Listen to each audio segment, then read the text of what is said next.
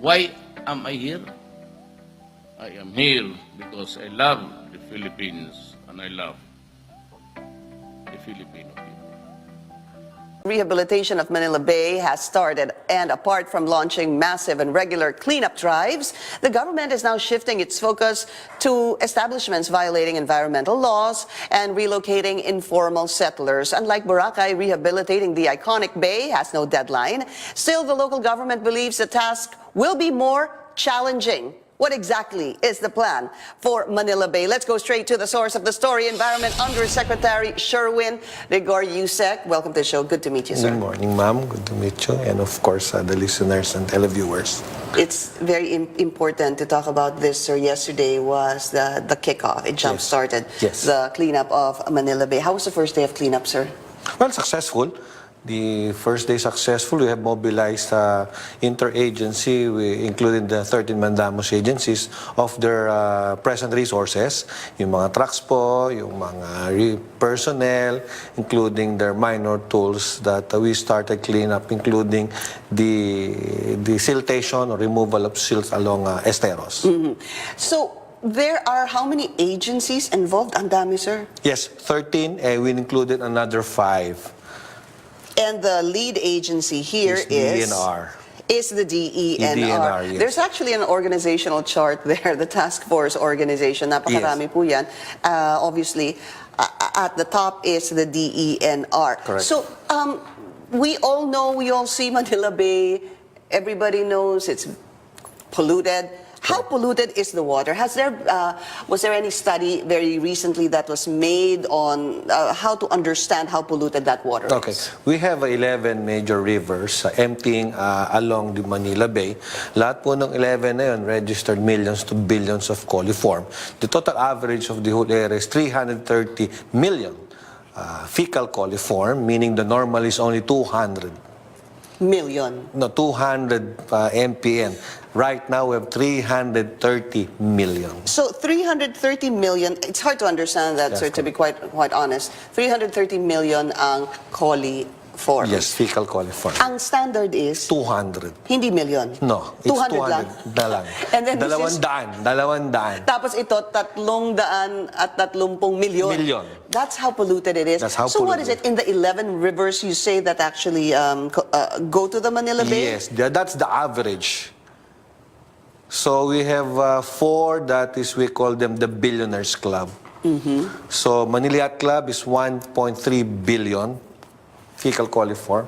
Vitas is 1.99 billion. Where is Vitas, sir? Vitas is near Navotas. Okay. Yan. Sa mga fishport. Yan. So dalawa na yun, sir. Tapos Manila Yacht Club, Vitas. Part ng port area, it's around 1.1 billion. These are the billionaires. Yes. You said there's 4? Yes, 4. What's the fourth one? The one is Libertad Channel near the reclamation of MOA. In Pasay. In Pasay. It's Pasay around 1 billion. So yung 4 po ang tinawag yung billionaires club. And this study was made when? In terms of the coliform level, of the billions of coliform level? We had the first testing last December and followed up after the holidays, and another test last week. So consistent po sila. And the numbers were consistent? Yes, increasing. Even increasing? Even increasing. So here's the thing, sir. I mean, sabi nga nila, how do you actually make it very understandable or digestible? There was a report that actually even said that, I think, was it Secretary Anyo who said that kapag kulay brown, meron ho bang kulay ang tubig that will determine na madumi na ho ito? Yes, opo. Decoloration, kung minsan po ay nagbibigay ng significance o yung ebidensya. Kapag ang tubig po ay nagiging darker, gearing toward brown, that is definitely polluted po. Opo, po. You know, in yesterday's cleanup, reports were saying that the MMDA hauled 45 tons Yes. of garbage. And just to put that in context, ilan ho ba yung 45 tons of garbage? It's not 45 tons, it's 45 truckloads. Truckloads. Truckloads po yun. Meaning for every truckloads, meron po sila nakakarga na from 5 to 10 tons. 11 trucks po ang dinispatch ni MMDA. They did a very good job. So, ang ginawa po, Yusek, nagbalikan yung truck. Opo, kasi Hauled garbage. Saan po And then- tinapon? So meron po silang disposable area, and yun po ay dadalhin sa engineered landfill somewhere in Pampanga. So, if the MMDA on the first day was able to haul 45 truckloads Correct. of trash, Yes. would there be in the sa naked eye, is there any visible difference that is seen immediately or wala po? Meron po. Ano meron ho? po. Ano, what's the difference from Saturday to Sunday when they were able to haul all that garbage? Well, before po kasi we have an everyday discharging of solid waste along the Manila Bay. So the target there is we classified or identified the ground zero. The ground zero is Manila Yacht Club to US Embassy. To the U.S. Embassy. To the US Embassy. That is ground zero. That's And ground zero. Ground zero stands for what again? Doon po tayo mag-i-start. The concentration of effort is there. So lahat po ng pollution, solid waste, water, and everything that goes on that span, yun muna i-concentrate natin. And gearing protracted, gearing inward, yes. Palabas. Palabas. Okay. Inward, not seaward, inward tayo. Oo. Inward. Pero ibig ko sabihin, yung pong area, yung perimeter ng Manila Yacht Club and the U.S. Embassy, let's say po bilog siya, Yes. doon kayo mag-uumpisa tapos... Palabas. Palabas. Palabas. Why is that ground zero? Bakit po yun? Kasi that's the end. The strategy before was they wanted to start at the upstream, yung pinakamalayo, and then trapping them along the way. Opo. However, yung geographical challenge saka on the ground is a very, very big task. Pag nakita mo, parang impossible. So, pinunta namin yung end. Okay. Yung end namin, if eto yung discharges, now we know the volume. From there, scrimmage, meter by meter. Doon na kayo sa pinaka... Tama, yung doon ground yung battle, zero, yung ground zero, yun na yun. Kasi yun yung pinaka-grabe. Kung saan siya talaga dapat magkukumpul-kumpul, Yes. magsasama-sama yung Yes. dumi. Doon na Yes. kayo mag-uumpisa. Let's look at this, the concept of operation. There's a main effort and there's also a secondary effort. So, explain that to us, you Okay. said. We have 5 segments. No? The first main effort, primary effort, is at NCR. Kasi nandito lahat ng establishments, including tourism. Yes. So, you're looking at the Metro Manila, yes. And these are the agencies that involved in the cleanup. We consolidate them, we cluster them, and give them the responsibility using their own resources and human resource. And then the secondary effort, meaning half of the resource of government will be spent there. So these are Bulacan, Pampanga, Bataan, and Cavite. These are the secondary front line. And the primary front line is the Metro Manila. So yan po yung main effort. So dinivide po natin yan into 5. So we split them so that nakakita po natin the significant improvement or the accomplishment so that we know ano yung gap ng pagkukulang ng cleanup. When you say main effort, let's keep that on the screen, main effort and secondary effort, are they going to be working simultaneously or mauuna po si main effort at susunod si secondary effort? That's the beauty of this plan. Lahat po yung simultaneous. Sabay-sabay. When we opened the launching yesterday, all of them are now active. Active Where na po are lahat. they going to get the funding for the efforts to clean up Okay. Manila Sa Bay? ngayon po, the 13 mandamos agencies are using their own resources. Yung human resource nila, manpower nila, equipments nila. So we are using our own agencies' resources, waiting for certain funding for that. What is the cost of this, you said? Well, the cost of this is 42 billion to 43 billion. But most of this goes to relocation of ISF. The cleanup costs only around 6 billion for the next 3 years. 6 billion for cleanup. Cleanup for the next 3 Let's be years. clear on Yeah. that.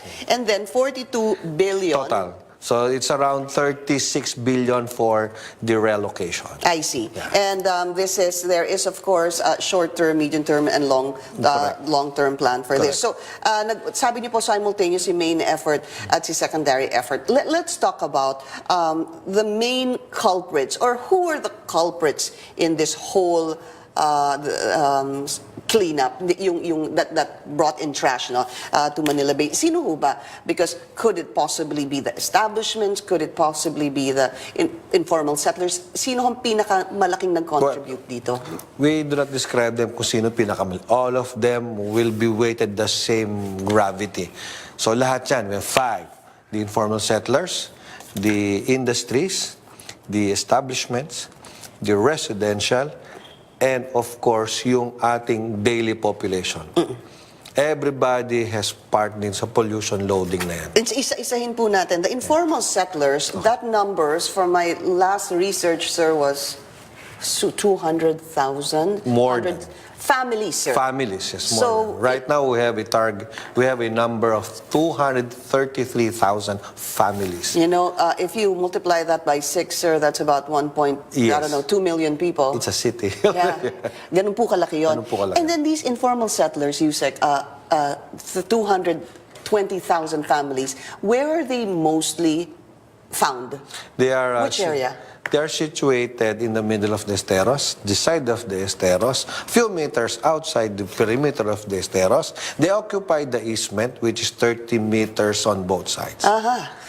Is there an LGU that has the most number of informal settlers in this cleanup drive, sir? Sino ho ba? Well, we have Metro Manila, which is 30,000. Halos pare-pareho lang naman po. The Cavite side, which is around 35 to 40,000. The Caloocan side, nasa mga 10 to 15,000. So these are tens of thousands. Halos ganun din. Pare-pareho. Kasi transfer lang po eh. Pag tinanggal mo, lilipat lang sa kabila. Industries, you said. So Yes. there are 5. So we're done with the informal settlers. And the goal is to move the informal settlers. I think this is part of the long-term plan, Yes, sir. part of the long term. We move them to a decent area suitable to their needs. What year is that? Well, we're looking for a 5 to 10 year program. All right. And then the industries, sino ho ito? Okay, these industries are old, 40 years ago operating, the middle age is 20 years operating, and yung bago, which are 1-year-old to 10 years old. So ito po mga yon, we are now looking yung status nila on how do they discharge. Yeah. Half of them discharges illegally because they did not put up their own wastewater treatment. And discharge directly to the tertiary drainage, forwarding to the secondary drainage, and going to the esteros, and going to the rivers. Ganun ho yun. Ganun ang yun yung flow nun eh. Nagko-connect. Okay, and then of course you have establishments. Yes, establishment, these are the service providers, the hotels, restaurants, the complex, the malls, and everybody. Okay, when we talk about the establishments, sir, ilan na po ang violators? Meron na ho ba? The secretary and the task force will be announcing that during this week. So far, we have listing. So our first batch po was yesterday. Okay, So and- we will be shooting that every few days. So yesterday, sino po? Yesterday, we have 3. Okay. The Aristocrat, Okay. the Esplanade 1, which is a complex, and Gloria Marie, Okay. which is the restaurant along the bay. I think that's along the CCP complex. Yeah. So, sir, and meron pong residential at meron po yung daily, what did you call them? The daily population. The daily population. So residents would obviously be, The subdivisions, the condominiums, the old subdivisions, the old area. So they're part of it because we already trace kung saan sila nagdi-discharge. Lalo na po yung mga subdivisions, they refuse to install sewerage lines. that's going to be something that they need to do. Yes, we will be putting up a coercive action on that. So Really? kasama po yan. And then Kasi meron po tayong mga papakita sa publiko na if they don't do that, ito yung gagawin namin. Ito yung papakita namin. show that to us, sir. And then the daily population last is, of course, The everyday, tayo. you, me, and everybody, di ba? The small candy that you throw and the Yeah. and the cups that you buy sa mga fast food. yeah. yung littering, basically. That's what it is. I just want to bring this in, Yusek, before you go. Yes. It's the plan. Yung pong sinasabi nating short-term, medium-term, and long-term plan. This is part of the commitment Yes. of government. Yung short-term po is a quick fix, which is Yes. actually interesting. You want the Manila Bay to be a swimmable beach Yes. in 2019. That's a target. That's this year. That's a target. Okay. Assuming we reach that. But of course, we'll be having an accomplishment substantial from this day on. And then medium-term plan is for the sewerage system and Yes, relocation. Infrastructure and relocation. And the long term for the- 2020 to 2022, before the end of the term of the president, no? Yes, Okay. yes. And then the long term, as you mentioned a while ago, will be the full implementation, and this is for the year 2023 and onwards. Yes. Last question, Yusek. Yes. This is doable. Of course. Kaya ba? Kaya. Yun din sinabi sa amin ng Boracay. Kaya ba namin? Nakita namin. And then we took the challenge and we triumphed it. At we saw that Boracay is too small for us. So now you're going bigger. Thank you to Environment Undersecretary Sherwin Rigor. Sir, good luck. Thank you. Not just to you, to Everybody. every agency involved, and even to us, di ba? Yung sabi nga, the daily population. Maraming salamat po sa Maraming inyo. salamat.